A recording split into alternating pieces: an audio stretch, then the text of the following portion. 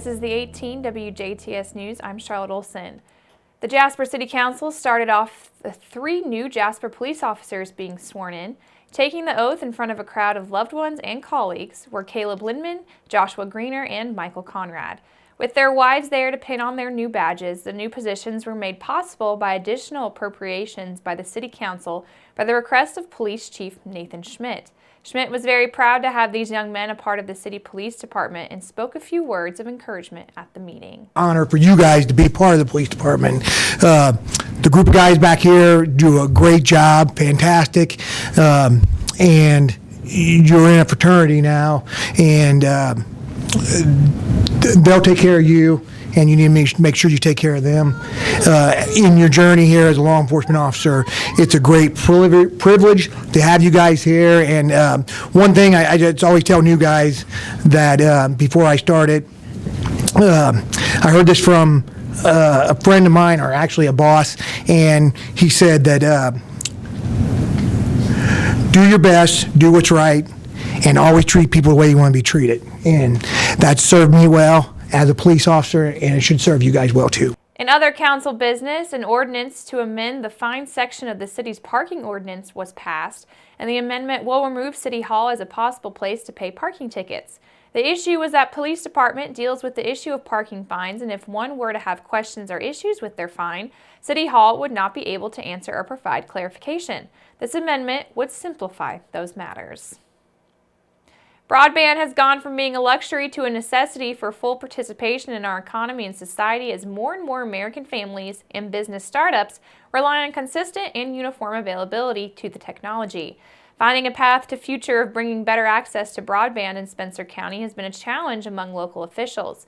The Spencer County Council is faced with deciding on whether or not to fund a feasibility study that would tell them the strengths and weaknesses that the county is facing in providing fiber broadband access. On hand for last night's meeting was Gene Steinkamp, a member of the Broadband Committee that is promoting the feasibility study. He says that without the feasibility study, the county will not have a basis for knowing exactly what they should expect from carriers who may bring their services to the area. Steinkamp has also likened broadband to infrastructures and other utilities, which in modern day are necessities, and that without reliable broadband to most of the county, younger residents and new businesses will be less likely to consider Spencer County as a permanent home place.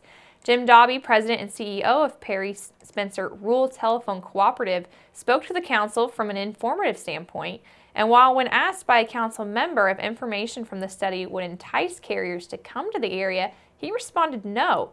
Dobby did focus on and explain to the council that Spencer County was part of an area that was served by larger phone companies that did not initially accept support from the FCC's Connect America Fund to help provide broadband and voice service over a 6-year period. And now the area is part of a census block group eligible for the Connect America Phase 2 auction that will be taking place in July. The auction will use competitive bidding to allocate up to $1.98 billion of support over 10 years in high-cost areas served by larger telephone providers such as Spencer County. Wayne Blank, an account executive for Verizon, said that the feasibility study will allow the county council to own the information and would form a strong understanding for the county to communicate effectively with carriers who may be interested in the future for providing service to the area, or if need be, private-public subsidy if that comes to that. The council voiced their concerns that the cost of the feasibility study, paired with the time it could possibly take for the county to see broadband brought to the area, will leave them with expensive, outdated information. The council tabled discussion and requested to hear from the analytical company that will be compiling this information. Approximately 23 million Americans lack access to infrastructure capable of providing 10 up and 1 down megabytes per second fixed broadband. According to the U.S. Census Bureau, while Spencer County roughly maintains a population of over 20,000, of those numbers have begun to shift with the demographic of persons aged 65 years and over, beginning and picking up percentage points while the later declines. Spencer County accommodates major highways and rail routes as well as access to large metropolitan areas within a day's drive. And Spencer County has a total area of roughly 401 square miles. A reward of up to $5,000 is being offered in the investigation of a fire that destroyed a vacant house in Hazleton earlier this month. Investigators with the Indiana State Police Fire Marshal's Office are now seeking the public's help with this investigation. In the early morning hours of January the 7th, multiple fire departments responded to a house fire along 112 East Firth Street in Hazleton.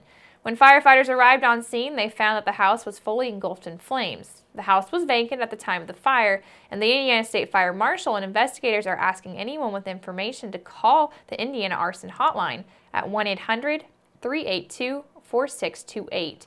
A reward of up to $5,000 is being offered for information leading to the arrest.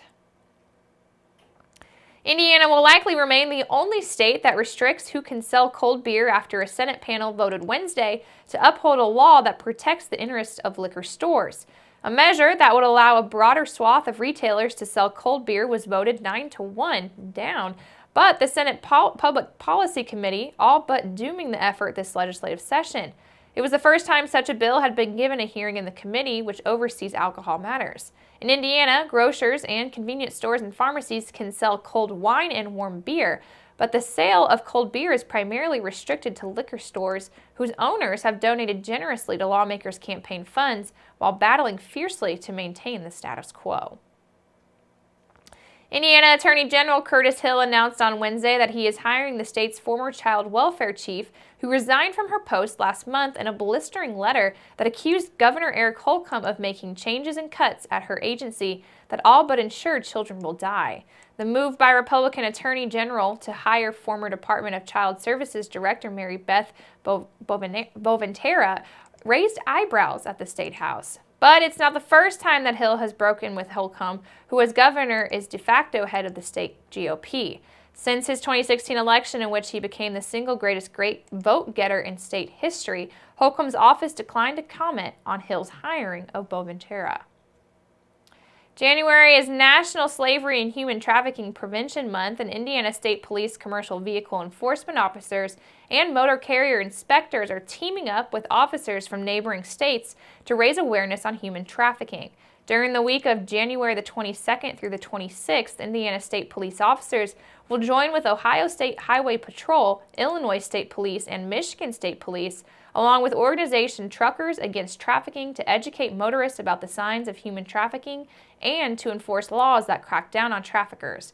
To report human trafficking, call the National Human Trafficking Resource Center at 888-373-7888 or text Be Free to 233-733.